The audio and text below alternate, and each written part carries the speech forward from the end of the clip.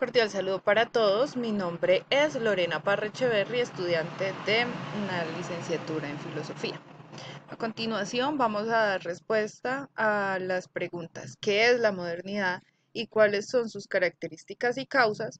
¿Qué es y en qué consiste el racionalismo y en qué consiste el empirismo? ¿Qué es y en qué consiste el idealismo? Bueno, empecemos con la modernidad. La modernidad es un periodo de la historia, es un fenómeno cultural de transformaciones en la que la noción de lo humano, su realidad política, social, económica y cultural tienen lugar en el siglo XV, época en la que el hombre empezó a pensar sobre sí mismo, su papel como individuo y el potencial humano. Esto nos lleva al Renacimiento. En el siglo XV, el Renacimiento partió de un redescubrimiento del ser humano. Los valores clásicos volvieron a escena. La idea del hombre como centro del universo se abrió paso en contraste con las ideas de la antigüedad, donde se retomó la filosofía humana, recordando los sabios antiguos, que eran los griegos, que ayudaron a entender las pasiones, las ideas. El hombre es una criatura racional. A través de la razón, es una entidad libre y creadora. El humanismo del Renacimiento se manifestó en diferentes facetas de la sociedad, en la política, la economía y el arte. El hombre volvió a ser la medida de todas las cosas. Con el Renacimiento también hubo cambios sustanciales. Las sociedades se acercaron muchísimo, dejando al descubierto un sinnúmero de culturas y visiones diferentes, pues que obligaron a los hombres a cuestionarse sobre el otro y su papel en este mundo. Esto ya llegó a la cúspide cuando en 1492 se descubrió América.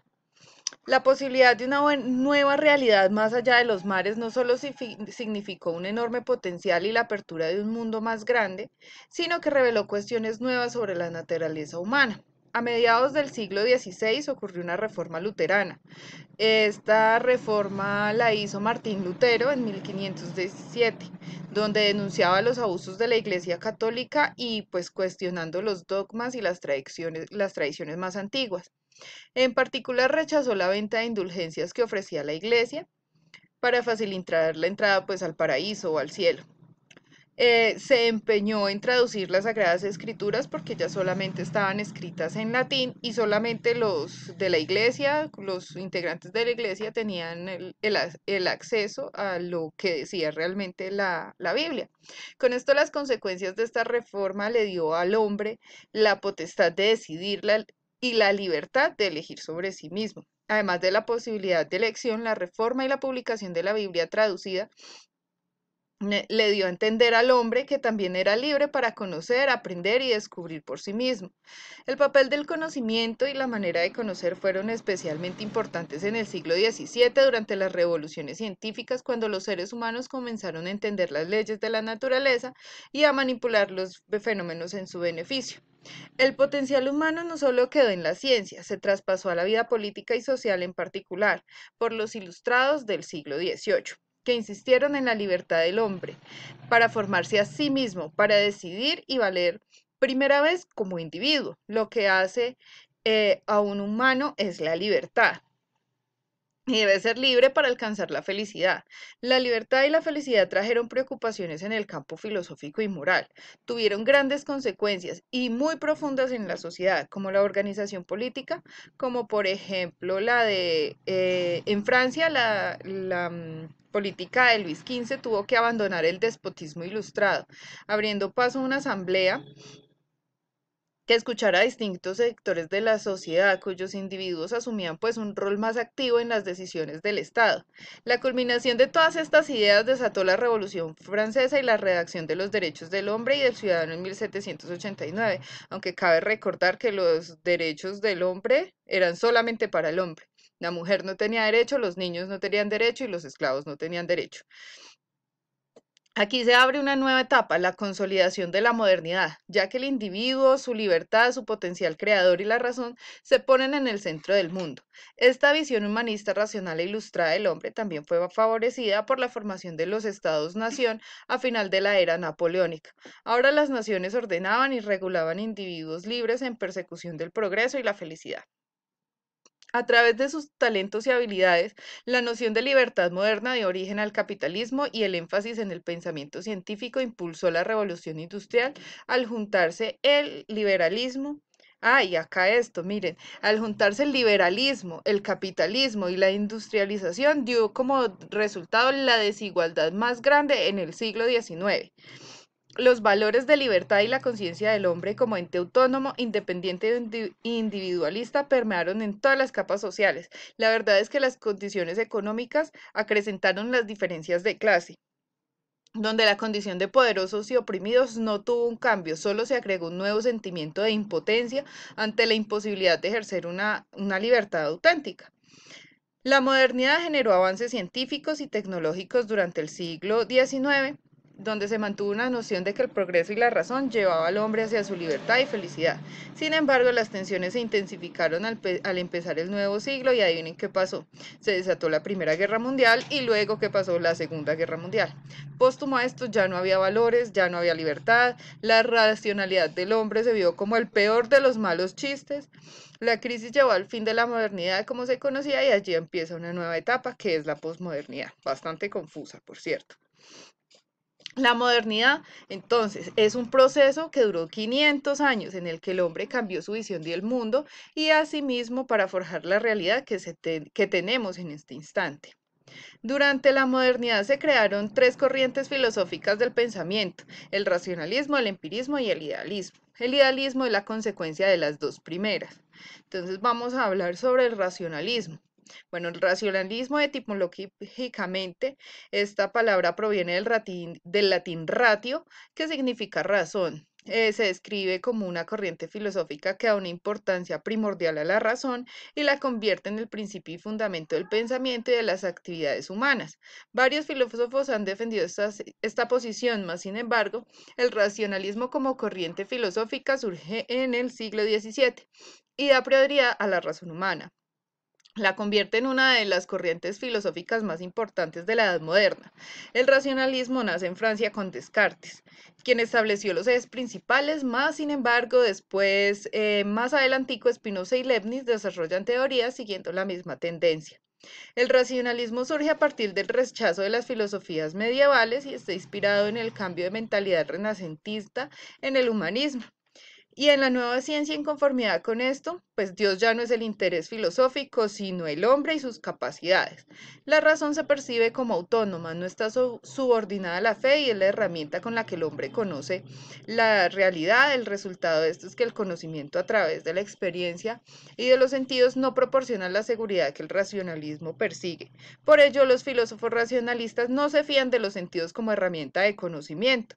Y en este sentido, el racionalismo se opone al empirismo moderno. Este movimiento epistemológico y nociológico, eso quiere decir que se trata de ver cómo es el conocimiento humano en todos los momentos, pues se busca la seguridad en el conocimiento y para obtenerlo de la mejor forma es siguiendo el método de razonamiento demostrativo. Esto es propio de la matemática y de la deducción. Este conocimiento válido es de tipo deductivo, ya que lleva a conclusiones indudablemente cosmopolitas necesarias. Todo nuevo conocimiento deriva o es deducido a través de los principios o ideas innatas. Así, otra de las características básicas del racionalismo es el innatismo, todo completamente independiente de la experiencia, lo que constituye el fundamento de conocimiento, más sin embargo influye muchísimo en el carácter metafísico, donde se parte de una base de que existe una comunicación entre el pensamiento y la realidad pues estamos hablando es como del mundo. Se ejemplifica como si el universo estuviese ordenado de la misma forma en como lo está el pensamiento racionalmente, por lo que se deduce que el conocimiento a través de la razón es objetivo. Y en este orden, la mayoría de los filósofos racionalistas ponenciaron la importancia a la noción de sustancia. La realidad de sustancia lo que convierte en el objeto de conocimiento. Todo esto tiene una base en las ideas, en las ideas, por eso ellos exponen lo que son ideas innatas y el siguiente, que es el empirismo que vamos a ver ahorita, va totalmente en contra. El empirismo proviene del griego euripia, que significa experiencia. Este movimiento filosófico encuentra la experiencia el fundamento del conocimiento. Los filósofos empiristas Locke y Hume en el siglo XVII lo ponenciaron y se estableció como una corriente filosófica moderna en territorios británicos. Esto es como en las Islas Británicas. El empirismo como movimiento filosófico no es tan homogéneo como el del racionalismo, pero pues se puede encontrar una serie de características que comparten los filósofos que fueron considerados empiristas. Este movimiento nociológico se preocupa fundamentalmente en la erradicación, en entender cómo funciona el conocimiento humano, su punto de partida, y es la base de la consideración con la experiencia, es la fuente de conocimiento más adecuada en algunos casos, pues su única fuente de conocimiento. A partir de los datos recolectados de los sentidos se forman ideas que son el objeto de nuestro conocimiento, existen de varios tipos y con diferentes grados de complejidad y tienen su origen en la experiencia. Esto implica que por una parte todos los autores empiristas rechazan la doctrina del innatismo, puesto que se opone de todas las ideas. Tienen origen a todas las ideas. Bueno, las ideas tienen su origen en la experiencia sensorial, o sea que no hay nada dentro de la mente humana. ¿Qué quiere decir esto? Que no existen ideas innatas. O sea, algo así como un ejemplo sería que cuando el ser humano nace, nace como una hoja en blanco, donde no hay absolutamente nada y hay que ir escribiendo y escribiendo sobre esa hojita, pues para poder tener como esas experiencias y de lo que nos estamos hablando en el momento. Bueno, y al todo provenir de esta experiencia, pues se vuelve el criterio de verdad. Solo se aceptan como verdad las ideas de sus contenidos, que estén enlazadas con la experiencia. Si la idea no tiene esta característica, pues entonces es catalogada como imaginaria o falsa, o sea, no verdadera. Bueno, el idealismo es una doctrina filosófica la cual es consecuencia del pensamiento racional y empirista de los pensadores modernos, donde se sintetizaron ya todos sus conocimientos. De manera directa, sí, sería como la consecuencia del pensamiento de Kant. Y esta transcurre entre los siglos XVII y el siglo XIX. En Europa, en la Edad Moderna, la reforma luterana o revolución pro-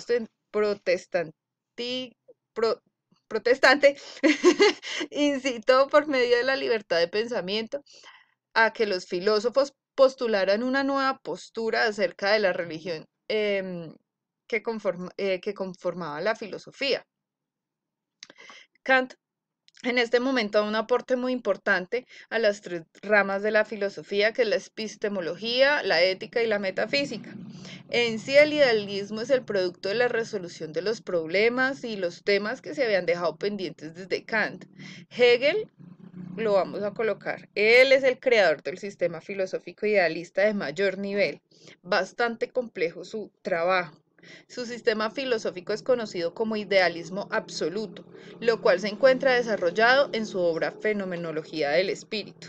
Me encantaría poder seguir porque realmente es mucha tela por cortar, pero entonces ya sería demasiado extenso. Agradezco muchísimo su atención, intenté en lo posible dar respuesta a estos interrogantes y poderlo dar de la mejor forma. Muchísimas gracias.